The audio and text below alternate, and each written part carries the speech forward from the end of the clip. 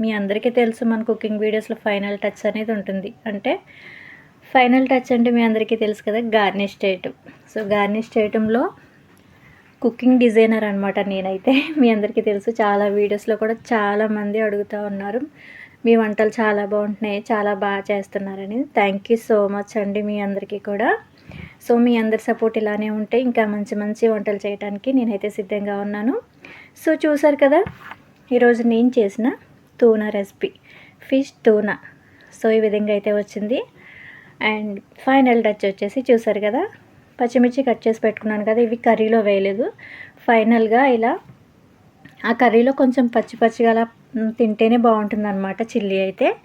So అందుకని నేను పైన గార్నిష్ కోసమే వేసుకున్నాను. ఫైనల్గా కొత్తిమీరతో గార్నిష్ చేసేసాను.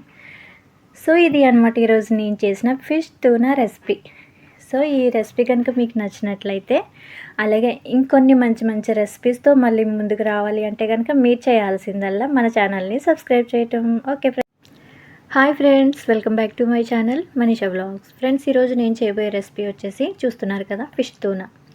ఈ ఫిష్ తూనా నేను ఎలా చేస్తాను అనేది, ఏమేమి వేస్ట్ చేస్తాను అనేది మాత్రం ఈ వీడియో మీకు చాలా క్లియర్గా చూపిస్తాను. కావాల్సిన ఇంగ్రీడియంట్స్ అన్నీ కూడా మీకు వివరించి చెప్తాను, చూసేయండి.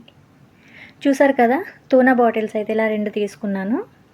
వాటికి కావాల్సిన ఐటమ్స్ అయితే ఒకసారి చూద్దాము. అల్లం వెల్లుల్లి పేస్ట్, క్యాప్సికమ్,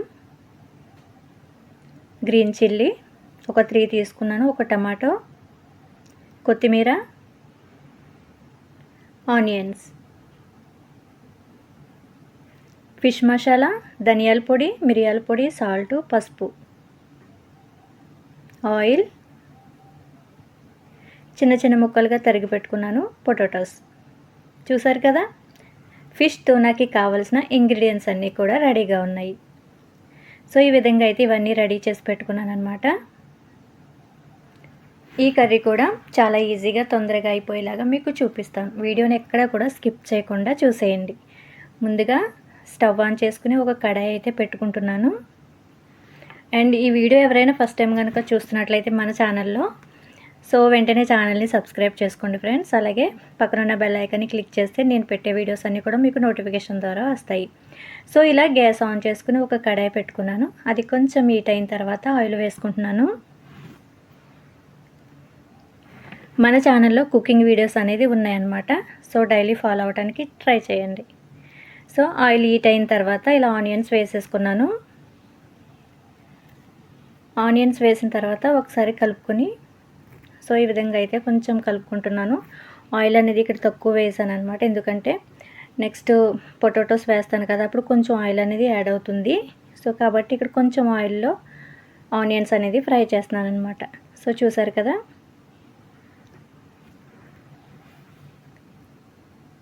ఒక 2 మినిట్స్ అనేది మూత పెట్టి ఈ ఆనియన్స్ అనేది మగ్గనిస్తున్నాను.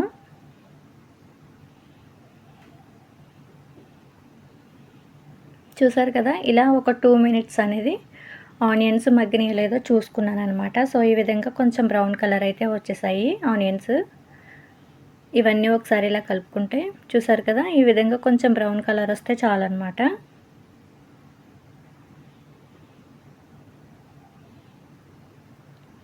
ఈ ఫిష్ తూనా కర్రీ అయితే మాత్రం చాలా బాగుంటుంది. పిల్లలు కూడా చాలా ఇష్టంగా తింటారనమాట. ఫిష్ తినాలంటే పిల్లలు తింటే కొంచెం ఇబ్బంది అవుతుంది అని మనం ఫీల్ అవుతుంటాం కదా, ఈ కర్రీకి అయితే అంత ఇబ్బంది ఏమి ఉండదు అనమాట. సో ఈ ఆనియన్స్లో అయితే నేను అల్లం వెల్లుల్లి పేస్ట్ అయితే వేసాను. చూసారు కదా, అల్లం వెల్లుల్లి పేస్ట్ కొంచెం పచ్చివాసన పోయేంత వరకు జస్ట్ అలా కలుపుకున్నాను అనమాట. ఒక 2 మినిట్స్ అయితే కలుపుకున్న తర్వాత కట్ చేసి పెట్టుకున్న టమాటో వేసేసాను. టమాటో వేసిన తర్వాత క్యాప్సికమ్ కూడా వేసాను. అండ్ కొంచెం కొత్తిమీర, ఇవి కూడా వేసిన తర్వాత ఇదంతా కూడా ఒకసారి కలిపేసుకుంటున్నాను ఇలా. చూసారు కదా, ఆనియన్స్, టమాటో, కొత్తిమీర, క్యాప్సికమ్, అల్లం వెల్లుల్లి పేస్ట్. చూసారు కదా, ఈ విధంగా ఇవన్నీ కలుపుకున్న తర్వాత ఇది కూడా ఒక 2 మినిట్స్ అనేది కొంచెం మగ్గనిస్తున్నాను మూత పెట్టి.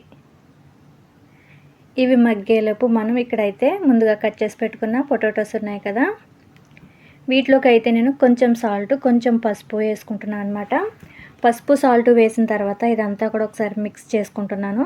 ఒకసారి ఇదంతా కలిపేసి ఇది ఈ విధంగా అయితే పెట్టుకున్నాను అనమాట. సాల్ట్, పసుపు వేసుకుని. చూసారు కదా, పొటాటోస్ని అయితే ఇలా రెడీ చేసి పెట్టుకున్నాను. స్టవ్ ఆన్ చేసుకుని కడాయి పెట్టి ఆయిల్ వేసుకున్నాను. ఈ ఆయిల్ కొంచెం హీట్ అయిన తర్వాత కలిపి పెట్టుకున్న పొటాటోస్ని అయితే వేసేస్తున్నాను. చూసారు కదా, ఈ పొటాటోస్ని అయితే కొంచెం ఫ్రై చేసుకోవాలన్నమాట. సో ఈ విధంగా ఆయిల్లో ఫ్రై చేసుకుంటూ ఉంటే చాలా క్రిస్పీగా బాగుంటాయి. మనం ఆల్రెడీ సాల్ట్ అలాగే పసుపు యాడ్ చేసాం కాబట్టి ఫ్రై అయ్యేసరికి టేస్ట్గా చాలా బాగుంటాయి అన్నమాట. ఇక్కడ వచ్చేసి ఇంకా కొంచెం కొత్తిమీర అలాగే పచ్చిమిర్చి తీసుకున్నాను కదా, ఇవి లాస్ట్లో వేస్తాను అనమాట. ఇక్కడ వచ్చేసి టూనా బాటిల్స్ అయితే ఓపెన్ చేసేసాను. ఇందులో కొంచెం ఆయిలీగా వాటర్గా అలా ఉంటుందన్నమాట. సో ఆ వాటర్ అయితే మనం తీసేసుకోవాలి, అది యాడ్ చేయకూడదు అనమాట. సో ఈ విధంగా నేనైతే అది రిమూవ్ చేసేస్తున్నాను. ఇక్కడైతే చూసారు కదా, ఈ వాటర్ అంతా కూడా తీసేసాను అనమాట.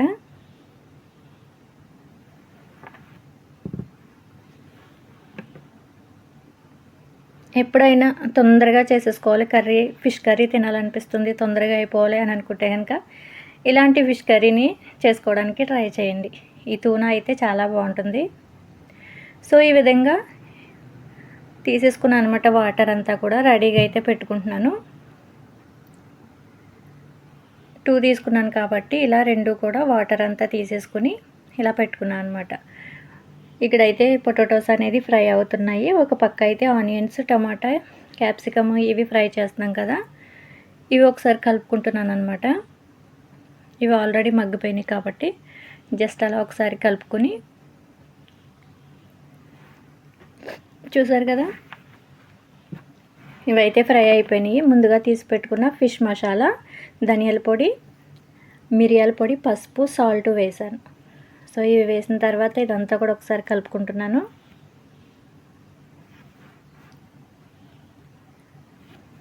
చాలా సింపుల్ అండి. ఎక్కువ ఐటమ్స్ కూడా మనం ఏమీ యాడ్ చేయట్లేదు కదా, చూస్తున్నారు కదా, చాలా సింపుల్గానే అయిపోతుంది. సో ఇలా ఈ విధంగా అయితే టూనాను కూడా వేసేసుకున్నాను అనమాట. మసాలా ఐటమ్స్ వేసిన తర్వాత టూనా బాటిల్స్ కూడా వేసేసుకున్నాను.